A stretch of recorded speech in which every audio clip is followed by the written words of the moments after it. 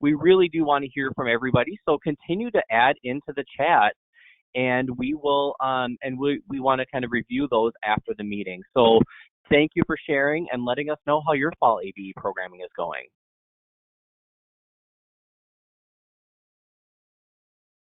This is our web chat with MN ABE for September 23rd, 2020, our fall web chat. And we are glad to see you here.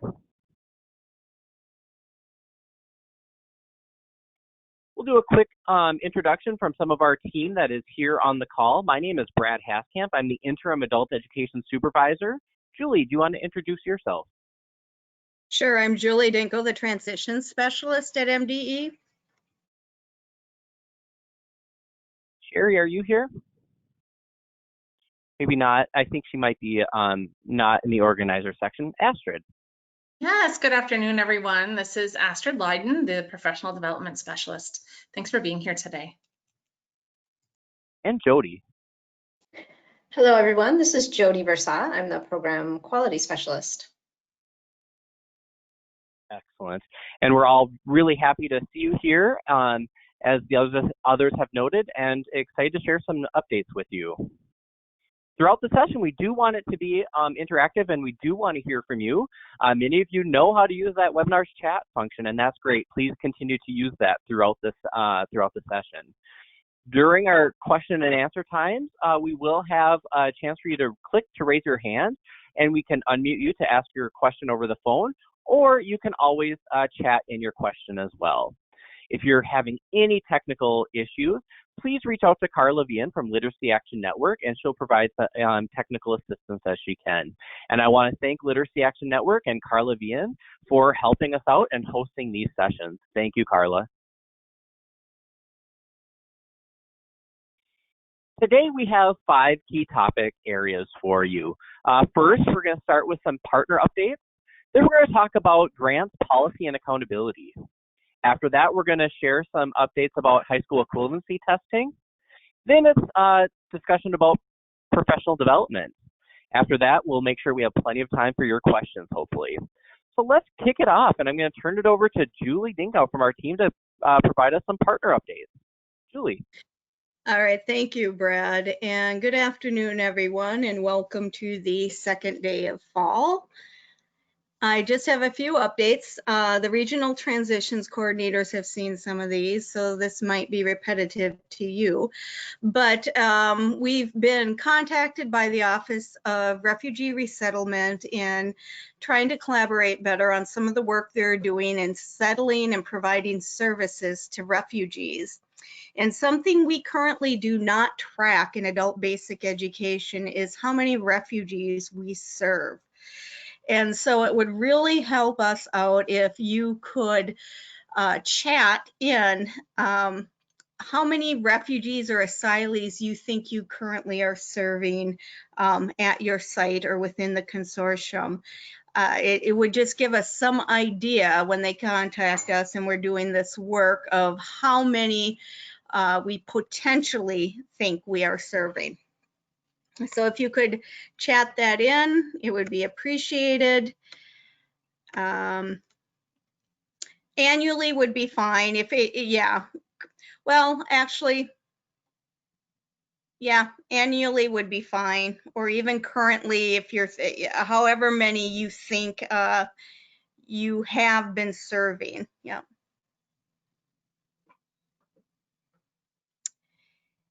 And as you are doing that, if we could move on to the next slide.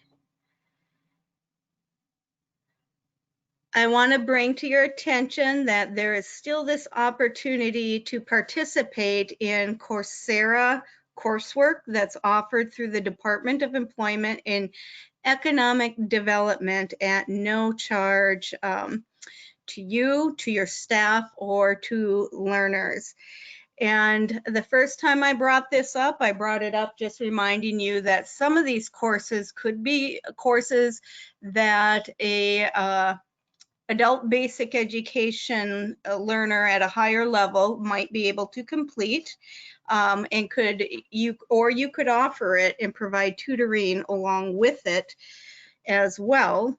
And then the second time I brought it up, it was to recognize there are courses on here that would help teachers and staff in moving to online curriculum. And this time I'm bringing it up just as to let people know that there are great courses on meditation, well-being, and just general taking care of yourself during this time. We're into 7 months of kind of dealing with COVID, and there are some good just taking care of yourself courses on there as well. So please keep those in mind as you can, and remember, they're not strict. You don't get an F or you don't get kicked out of the class. It's whatever you can do. So if you don't have time to do the entire course, that's okay. You can do what you feel like you can do and get what benefit you can out of it. Next slide, please. CTE Works Conference. Their title is A Bold Vision Beyond 2020. This is the first time they will be offering it as a virtual conference, and it is a great deal at only $50, very inexpensive. There is attached a document that gives more information on it. It also would serve as a promotional email if you want to send this out to others. I did look at the schedule. There seem to be some very interesting sessions, and there are actually quite a few from Adult Basic Education.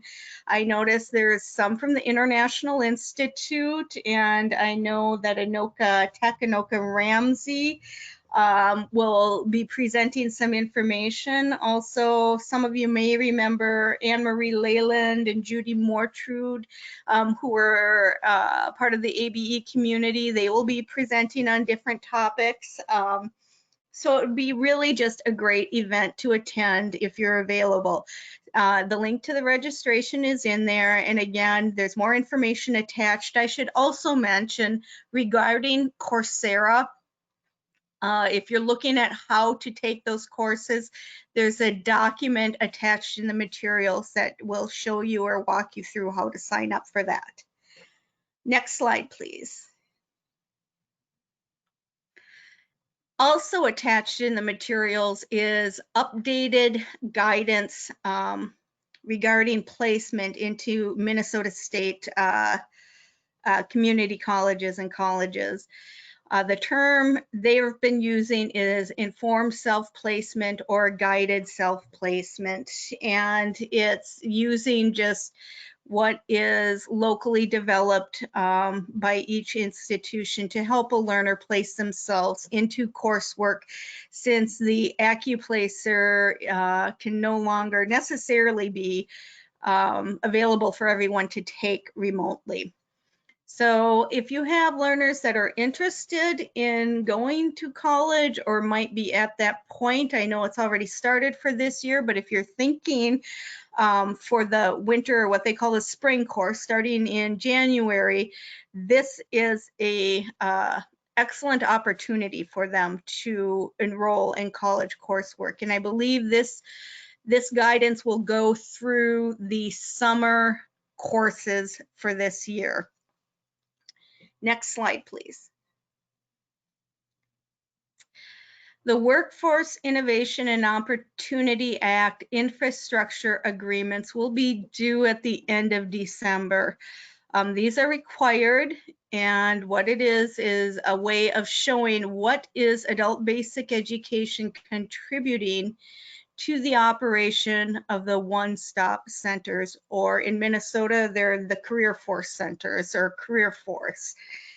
So if you have not heard anything about this, I would encourage you to contact your adult basic education representative on your local workforce development board and inform them that you have not heard anything about this. And if you are an ABE representative on a local workforce development board and the career force director has not mentioned this to you, I would definitely reach out to them let them know that you want to be a part of the creation of this agreement so that you are involved and aware of what ABE will be contributing, instead of them just handing this to you at the end of December and asking you to sign it.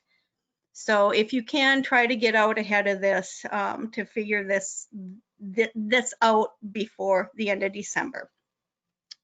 Next slide, please.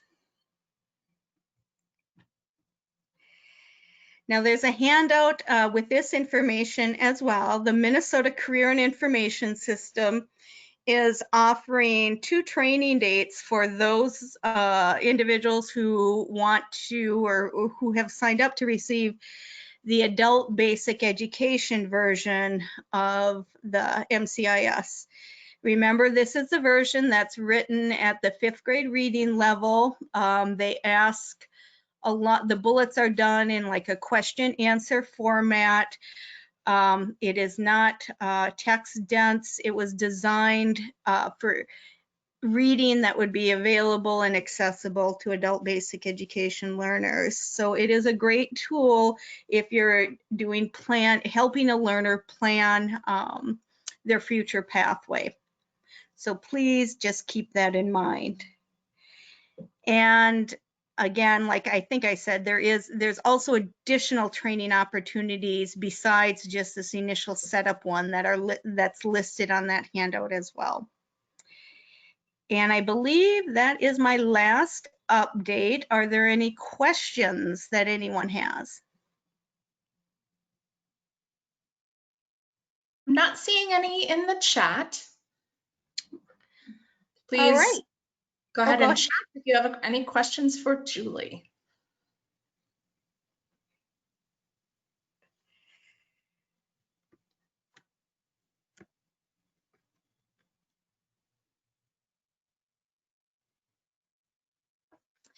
I'm just looking, I might be reaching out to some of you regarding, I know we do not ask for refugee status, but if some of you think there might be a possibility of that, I might be reaching out just to try to figure out if we could identify some of those individuals.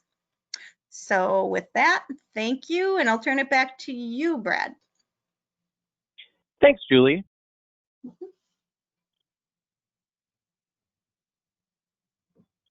So now we're going to dive into the grants, policy, and accountability section of our web chat today.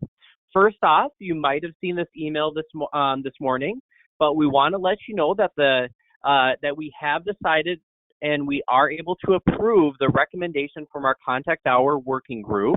That was also approved by the Literacy Action Network Board, which means that contact hours from March 14th, 2019 to March 13th, 2020 will be used for fiscal year 22 funding.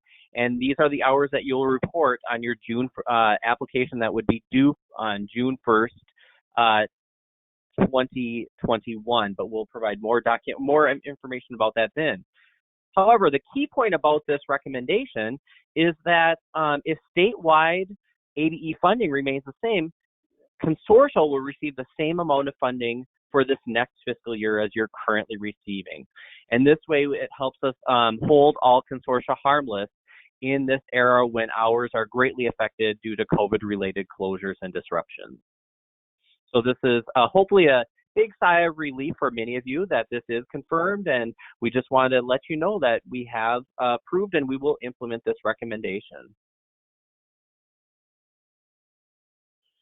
So the key message to all of you as programs, and this is consistent with what we've been saying throughout the summer and before, is we want to make sure you continue to serve adult education learners as best you can, utilizing all the effective methods of communication and instruction, even those that can't be counted for contact hours currently. And this allows you to focus on serving your learners and your community. So hopefully this gives you the freedom to offer the best services possible for you, your program, your staff, and your learners. Jody, do you want to add anything about this recommendation and our implementation of it? Sure, thanks, Brad. I will talk a little bit more about this coming up, but yeah, I think we just really want to encourage all of you to be thinking about accountability from a broader perspective in this moment of accountability really means doing the best for your community and for the ABE learners in your community. And some of the measures that we've been using, like contact hours, they just don't make quite as much sense at this moment. So we're really taking a broader view of accountability, and we appreciate you continuing to move this work forward in all of the ways that you can in this time. Excellent. And I did get just a quick comment that I want to make sure I reiterate to others. Even though we're saying that contact hours won't be used for funding purposes, you are still expected to document accurate or allowable contact hours in SID, and that will help you in terms of whether or not you're doing pre and post testing or other things, but we still expect you to take attendance on what are allowable contact hours.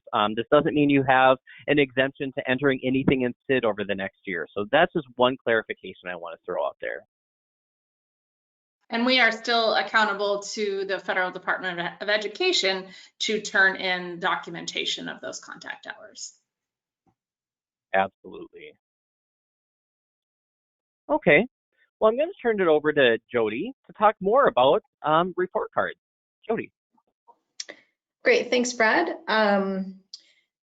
Also this morning via email, the ABE report card for the program year that ended on June 30th was emailed out. And so you might have seen that email come from Sherry this morning. That report card is also posted on our mnabe.org website, and this slide shows you where to find it in case you didn't get it in your email or you're gonna go back and look for it later. So a couple of important things to know about the report card. Yep, go ahead, Brad, to that next slide, thanks. Generally, we believe that these report cards that come out annually are a tool, and you can use them to get some information about our statewide ABE system. You can use them as a way to compare the consortium that you work within to other consortia. But a couple of notes. Please know that we do not mean to imply that the measures and the tables on this report card are the only way to measure success, and certainly not in this current era where programming looks very different than it ever has before. And it's also very important to understand that the report card is not tied specifically to funding. So wherever your consortium falls on these tables does not have any impact on your funding. So I just want to make sure that everybody's clear about those points. And also we want to make sure that you know, on the next slide here, that we are not planning a program improvement process this year based on these results in this report card. So it just didn't seem fair because there have been so many changes to ABE programming. It didn't seem to make sense to run a traditional program improvement process. So don't worry about that. You will note that this report card does not have program improvement benchmarks listed. It has our NRS targets listed, but not those benchmarks. So there will be no program improvement process this year. So if you were worried about that, you can breathe a sigh of relief.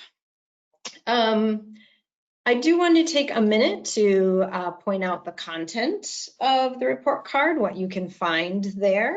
The first page, and the report card is also attached here in the materials section. Sorry, I should have pointed that out sooner, but it is a document in the materials section of this webinar if you're looking for an easy way to find it right now. There is a cover page that defines many of the terms, especially sort of some of the technical terms that we use in ABE, like participant and enrollee. And then it has 6 different tables that list out all of the consortia in some kind of ranked order. The first one is about state aid or funding, and then there are 2 tables that list measurable skill gains for ABE and then ESL students. There's a table about post-testing rates, and the last 2 tables are about retention and persistence. So that's really data about how long students are sticking around and how many students are making it to that, to be participants at 12 hours and then to reaching 40 hours so that they can be post-tested. So that's the data that you will find in the report card. On the next slide, we have some suggestions for questions that you may want to ask with yourself and with your staff as you're looking at the data on this report card. So one thing to look for is, does our consortium fall over or under the NRS targets and our state averages? So just a reminder that those NRS targets is what the Federal Department of Education sort of says that our state, the level that we should be reaching as a state. You will notice on this particular report card that the majority of us are below those NRS targets this year, and that's of course understandable because we haven't been able to test as normal, so don't worry about that for this year. But it is good to know what those NRS targets are and where your consortium falls. You can also see the state averages, so you can see where you fall compared to the state average. And also we suggest, while it is interesting maybe to see where your consortium ranks in the whole group of approximately 40 consortia statewide, it may be more valuable to think about which couple of consortia out there are similar to yours in size and student demographics and things like that, and then compare your results to those specific consortia. We do know across the state, ABE programming looks so different. So ABE in Minneapolis is really different than ABE in White Earth, for example. So we encourage you to try to kind of compare apples to apples on this report and find other programs that are like yours. Look at how they're doing, and if they're doing significantly better, might be worth a conversation with some of the staff in those consortia to think about what you could learn. And then also, probably as with any data set, the data on this report card is going to lead you to ask additional questions. And to some extent, you may be able to answer some additional questions by doing some further kind of diving into your data within SID. For example, one thing, the report card only lists the data for the entire consortium, and you may want to use SID to break down, for example, your measurable skill gains and your post-test rates specifically by site or by provider within your consortium. So those are some thoughts and ideas, suggestions of how you can use and look at the data on the report card. And then I just want to reiterate one more time, no program improvement process based on these 1920 results. However, I also will say that at this point, we aren't making a decision about whether or not there will be program improvement based on the current year's results, so a year from now. And really our message around that, as Brad has already said, is your top priority, our top priority as a statewide system is to do our best to serve the ABE learners in our communities.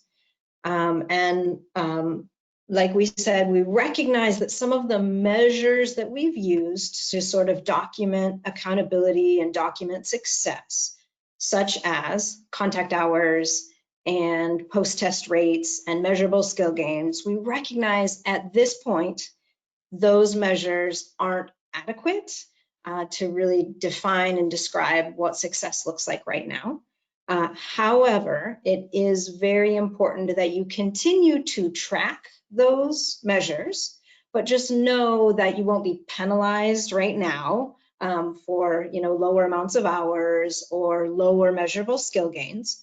So please continue to keep track of those things and just know that at some point, in the future, we will have to work back towards a bit of recalibration where we have measures that really do, provide meaningful reflection on the scope and the success of our programs. So I'm going to pause there, open it up for questions. Looks like Lori has her hand up. Oops. I think Lori had it up in error. Lori will, no, she does not have a question. Okay. Yeah. Okay. Any questions at this point about report card?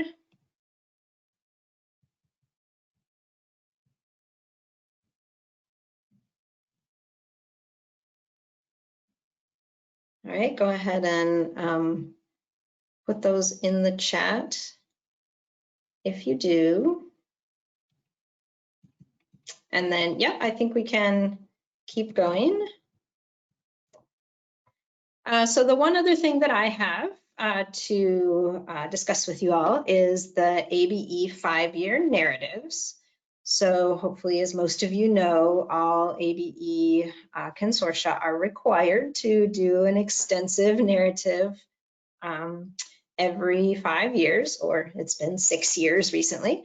But first of all, I wanted to point out that we are in the process of shifting from what used to be all binders. We used to do this on paper, and now we're all shifting to producing these narratives online.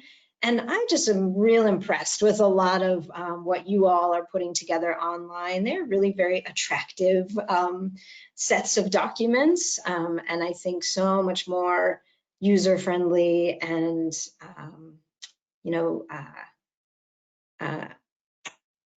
I don't know exactly how to describe them, but they are they look really good, and I hope get more use than those binders did once you finish them. So these are a couple of screenshots from 5-year narratives. So on the next slide, I just want to remind the 2020 narrative cohort. So you all, the group of consortia in the blue box there, you all worked very hard last year in the midst of everything and submitted those narratives. So thank you for all of that work. The reviewers have mostly wrapped up their reviews, and we are just finalizing all of the feedback. And I'm in the process of reaching out to all of you to schedule meetings this fall to talk about those review results. So if you are in this group, please wait to hear from me to schedule a meeting. And then once we get that on the calendar, we will work to share that feedback with you, so then we can discuss it at a meeting. So those of you in the 2020 narrative cohort, you are on the home stretch. So I'll be in touch with you soon. And then there's another group, the 2021 narrative cohort. So that is the group of consortia listed here in the blue box on the left. You all know who you are, and I know you folks have finished up with your reviews. Thank you so much for all of your work on that. And now you're ramping up to narrative writing over the upcoming year. Just a reminder for you folks that we have a webinar scheduled for next week on September 29th at 9. And then we will kind of do the part 2 of the prep to write the narrative in November, on November 19th. And your narrative will be due on June 1st of next year. So please look, if you are in this group and you are surprised by any of those dates, take a look back at your emails from me, or reach out to me directly and we can talk more about that. So I think I'm going to hand it off to you at this point, Brad, to keep going, unless there's anything in the chat we need to respond to. Nothing at this point, but we are hearing from some programs that, for example, Emily Watts was saying that they are truly using those online narratives a lot more now that they're a website versus a binder, and we're also killing a lot fewer trees as a system, which is great to hear. Yes, absolutely. Okay, well, thank you, Jody. I'm going to transition now to computer-based TABE and CASAS. We purchased some tests for Minnesota adult education programs. More than 25,000 tests were purchased, as we let you know before. And that was a mix of CASAS goals in life and work, enhanced e-tests, and TABE online tests. And this will be available to all ABE consortia that have trained staff help or get their CASAS e-testing and or their TABE online account set up, and that opt to participate in our fall survey. You can see here a little bit more about that survey. We sent a survey announcement out on September 16th. This went out to all consortium managers and just consortium managers because we want only one response per consortium. And that was asking for what does your testing situation look like currently, and are you interested in some of these free computer-based TABE or CASAS tests? And then we just need some basic information about your program so that we can transfer those e-tests to your account. To date, of our 39 consortia, we've only had 18 consortia complete the survey. So if you're one of those consortia managers that has not yet completed the survey, please get that done by next week, or by the end of next week, or by the end of this month, actually, by September 30th, as you can see here, so that we can start distributing those tests to all of to each of your accounts.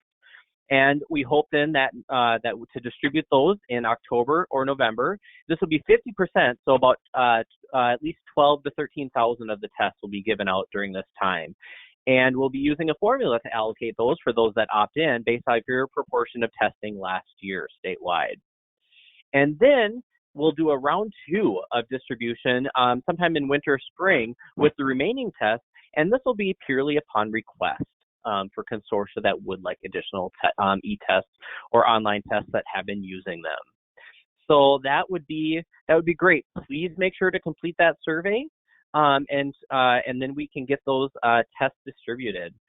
And I know that there's a question here in the link or in the chat. So about these computer-based tests. These are online tests that could be taken either on-site or given remotely. Caroline, you are correct. They can be taken remotely or given remotely as long as the staff people have training. And again, we're looking for one response per consortium at this point. But that does not mean that we would only distribute the tests to one entity within a consortium. If a consortium would like multiple entities or programs within their consortium to receive the test, we would help split those out or work with you to get those split out. And Kelly, yes, you can sign up and you should still complete the survey. Even if you're already doing online testing, you can still receive some additional free online tests. Astrid, is there anything you'd like to add? Yeah, thanks, Brad. Yes, I do want to just reiterate again, we are looking for a response to that survey from every consortia. So even if you do not intend to claim any of these computer-based tests, we would like you to complete the survey because we're using some of the general questions in there to get a sense of which tests are currently being used in the state. So thanks for taking the time to do that. Also just want to remind folks that if you do need to get training for you or your staff on any sort of ABE assessment or the computerized versions, that is available through our support network grant at Southwest ABE. I've chatted in the website, mnabeassessment.com, where you can get information about training. And the next statewide training opportunity will be the first day of our support services conference, which is November 12th. That will be an opportunity to get the implementation training for TABE or CASAS. Excellent. Thank you, Astrid. And I'm glad, Julie, that this is helpful for you and your consortia and your program. There is a question in the chat from Caroline. The training that's out there doesn't seem to actually train you on remote testing. Will there be something specific on this topic? So there are a variety of trainings out there, both provided by Marty and Linda, but also at tabetest.com and at CASAS.org. And you can do the training either from the test publisher website or through our state test trainers. And there are a variety of modules and for each test, and they are different for each test. but there is, for example, for CASAS, there's a specific module on remote testing. Astrid, I'm not remembering if there's a specific training, but I thought there was a specific training on remote testing for TABE as well. Yes, there is. And either Marty or I will put some links in the chat here to help people navigate to that training. Thank you.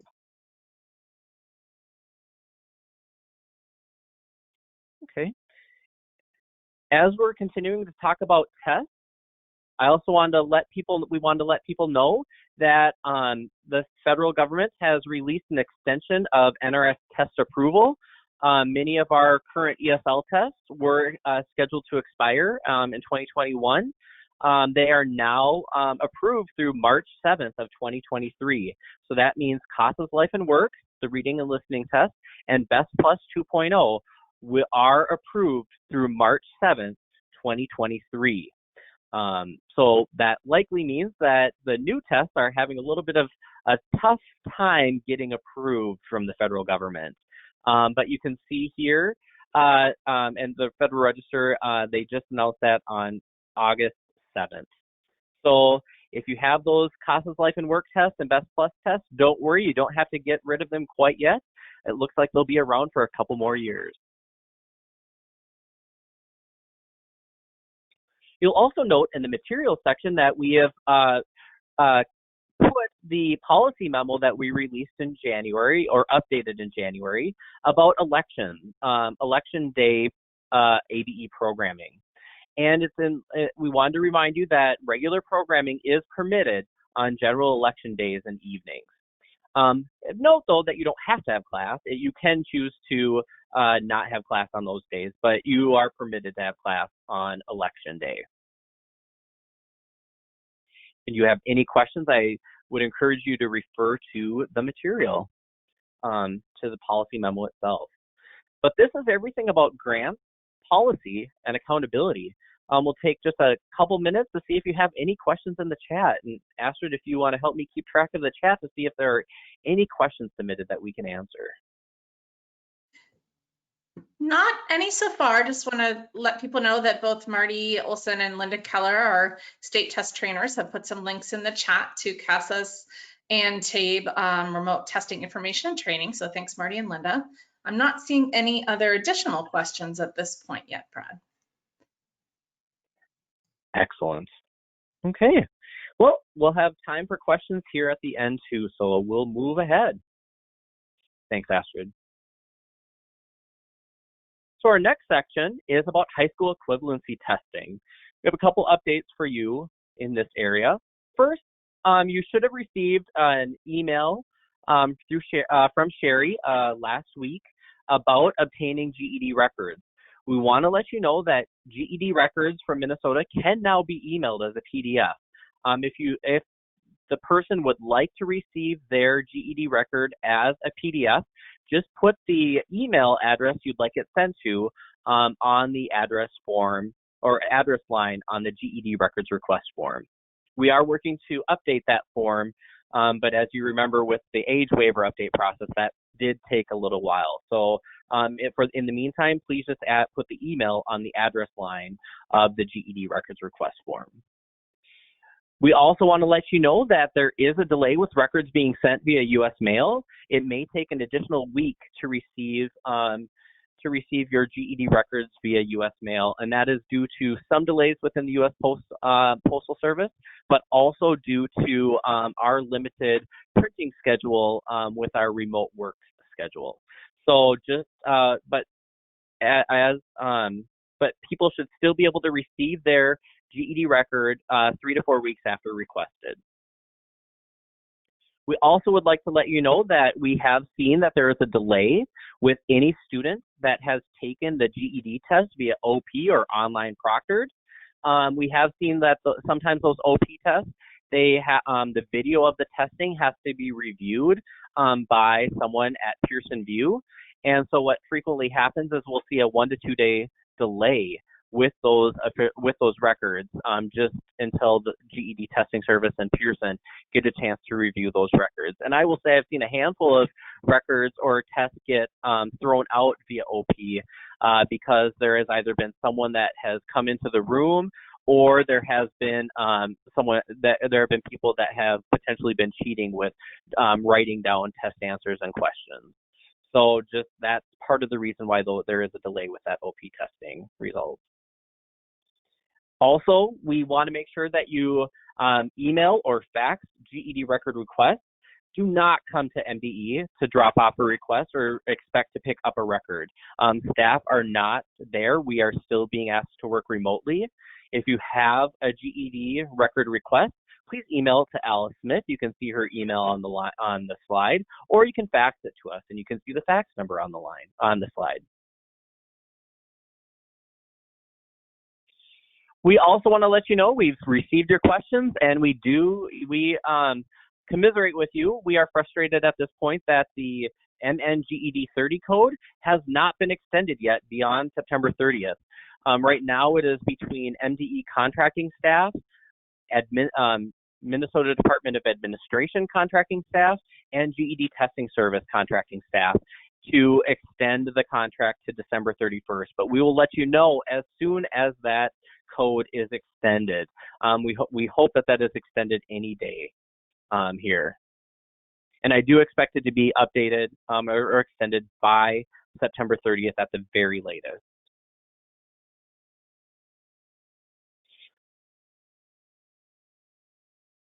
And I also wanted to let you know that the HISEAs competition has set sail. How exciting is that? It's been an excruciating process.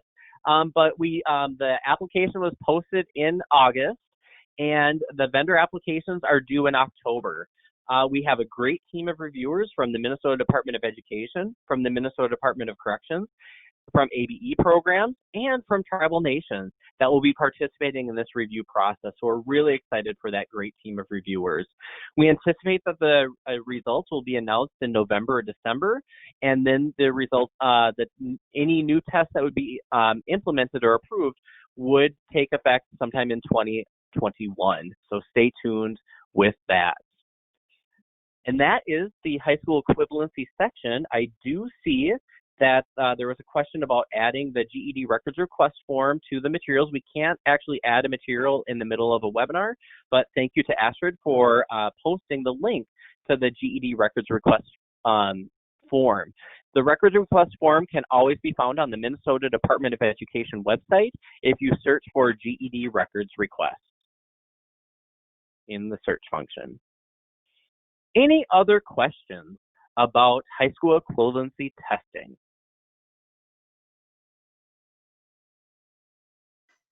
No other questions in the chat, Brad.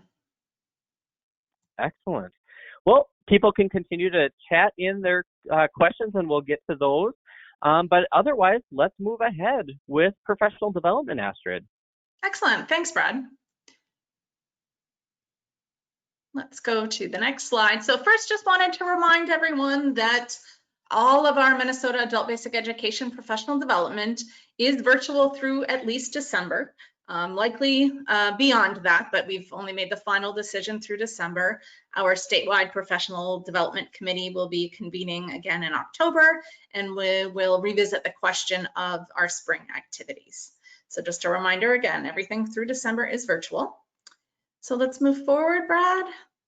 Want to make sure that all of you are aware that we are still offering the ABE Foundations training for new staff or for those who would like a refresher. It's just in a little bit of a different format this year since we were not able to offer the in-person workshop at Summer Institute in August.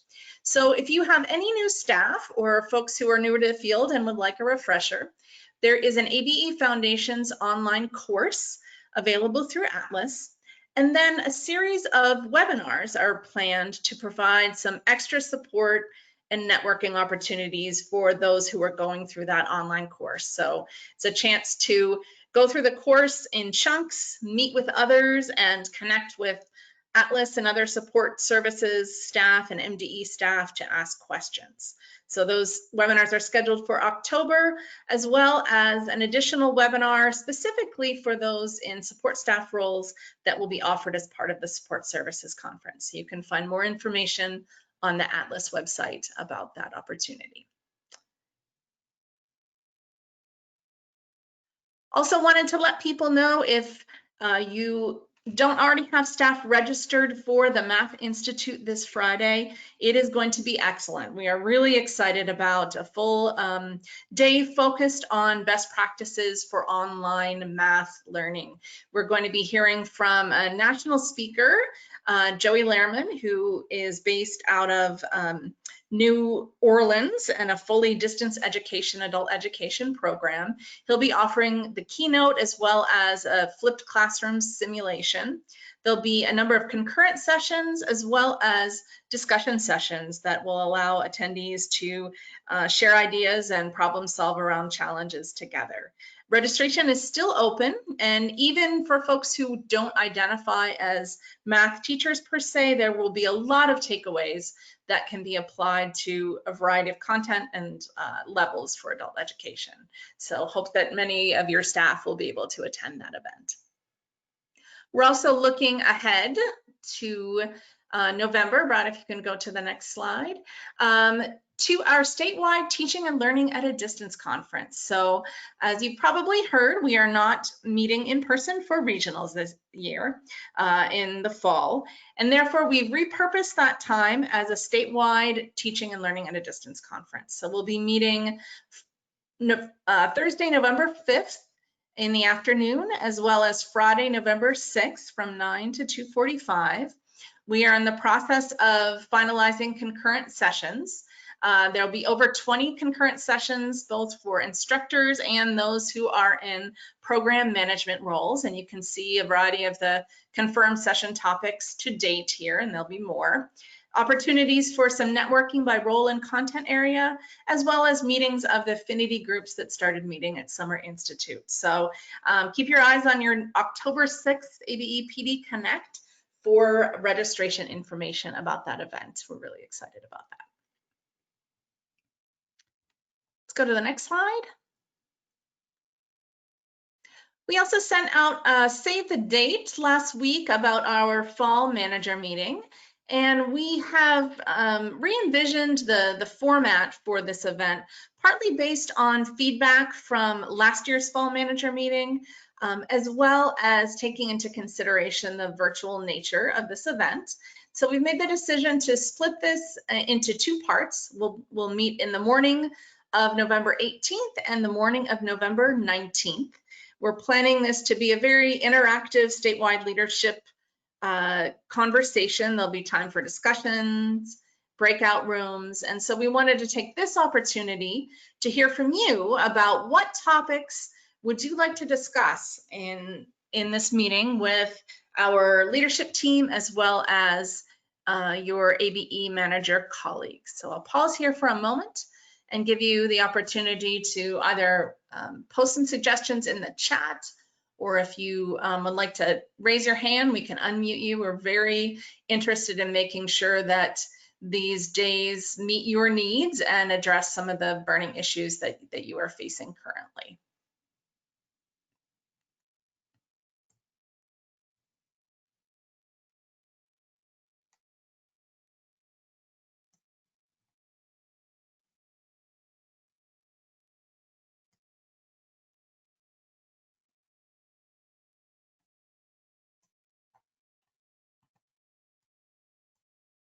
Good, I'm seeing a couple of suggestions coming in. We'd love to hear from you all.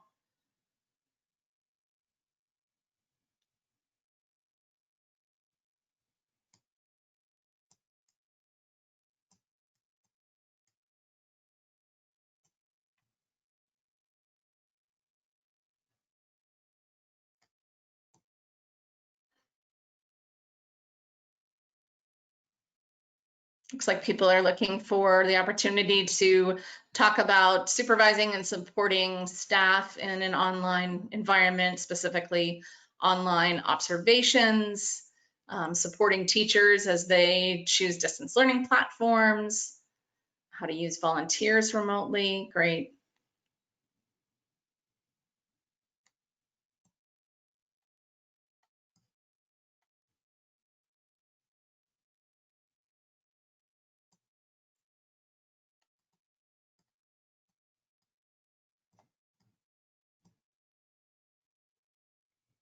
Okay, so I'll just encourage you to keep sharing your thoughts here. You will have another opportunity if you need some more time to think when you complete the evaluation for this webinar to share additional ideas. And I wanted to just also highlight that some of the things that you're chatting in here will be addressed through the sessions at the Fall Teaching and Learning at a Distance Conference on November 5th and 6th. So make sure you do check out the registration and agenda when that comes out. I know that some managers don't typically attend regionals, but we are very intentionally building in sessions for you and people in program management roles. So thank you for all of your suggestions. I did see one question coming in about the PD requirement related to cultural competency.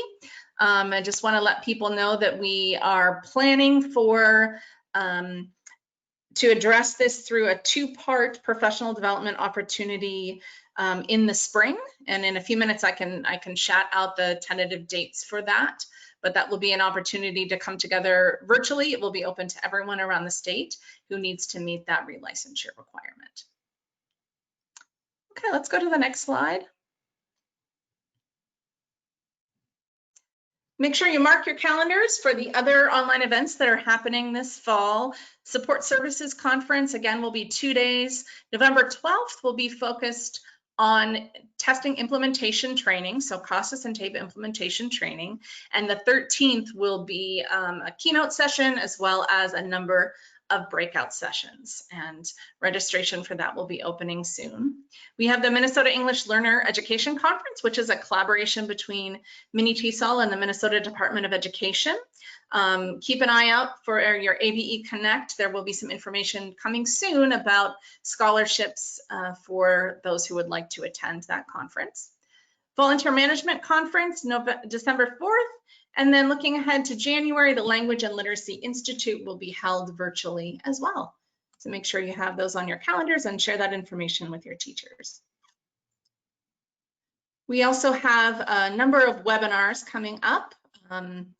You can always check the Atlas PD calendar for information about all of the webinars that are scheduled. You can go there to get registered. So as you can see, we've got some trainings coming up around EdReady, one of our new distance learning platforms, disability accommodations on the adult literacy hotline, CCRS webinar, and a one-room schoolhouse webinar coming in December.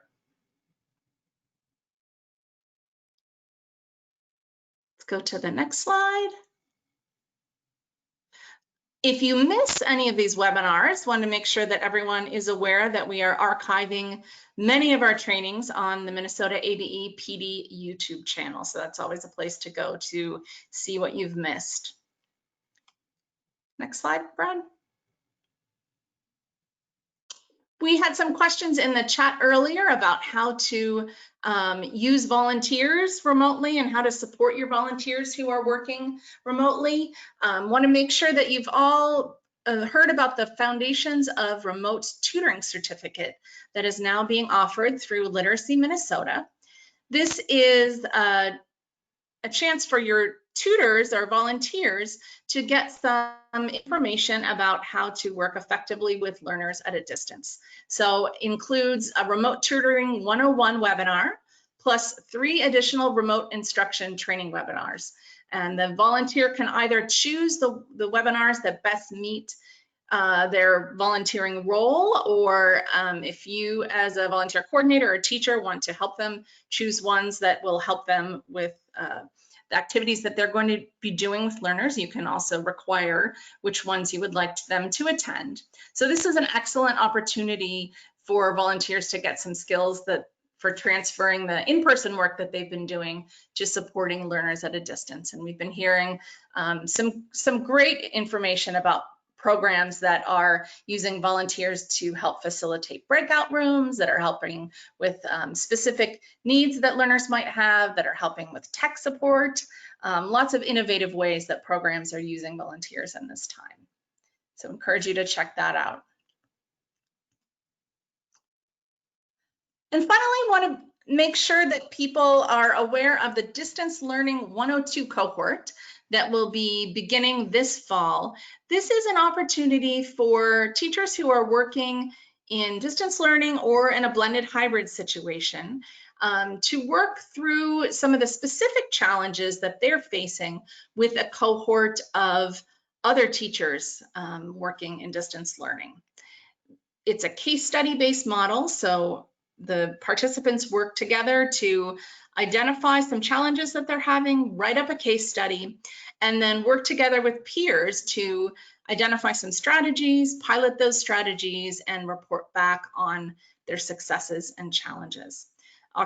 October 16th is the application deadline, and you can find more information about this opportunity on the MN ABE distance learning website. They do ask that participants either go through the Distance Learning Online Basics online course or Distance Learning 101 prior to participating in this opportunity. So as I know that many of you are operating at a distance or doing some sort of hybrid programming this year, I think this is a particularly relevant opportunity, and hope that many of you will consider supporting your teachers by having them participate in this cohort. I think that's our last slide with PD updates. Brad, did we have any other questions come in that we need to address? No, all other questions were able to be answered in the chat. So no questions for that we need to talk about online. I will say that all the materials for today's session, you'll notice we had quite a few. Not only do we have the slides as a PDF, but we have 7 other materials for today's session. And the materials, along with the slides and the recording, will all be available at the Literacy Action Network website. And they can be downloaded now. Our next web chat will be Wednesday, January 13th, from 1 to 2:30 p.m. And we do want to make sure that you fill out the evaluation that we will be sending at the end of the session. We want to get some information from you, not just about this webinar, but also about some of our professional development looking ahead, the fall manager meeting, and get some ideas for topics from you. Maybe if you didn't have couldn't think of them or weren't able to share them now in the chat, we want to make sure we get those ideas from you so that the fall manager meeting can be as relevant and as important, cover the important topics for you. But let's open it up for other questions and for anyone on the team. Oh, I did also want to say, I meant to say this earlier, but as we've been saying throughout the week, I wish you a very happy Adult Education and Family Literacy Week. This week is Adult Education and Family Literacy Week, and we hope that you're finding ways to celebrate the work, the important work that you're doing, and maybe sharing those, whether that be through social media or some other way. We really want to make sure that you are able to communicate and make people aware of the excellent work that you're doing. The next Adult Basic Education or web chat with MN ABE will be Wednesday, January 13th, 2021.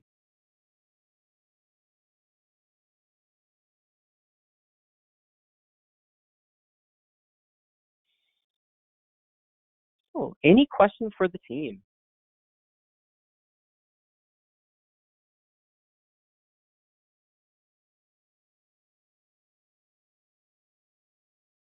While folks are thinking of their questions, Astrid, Jody, anything you'd like to add at this point?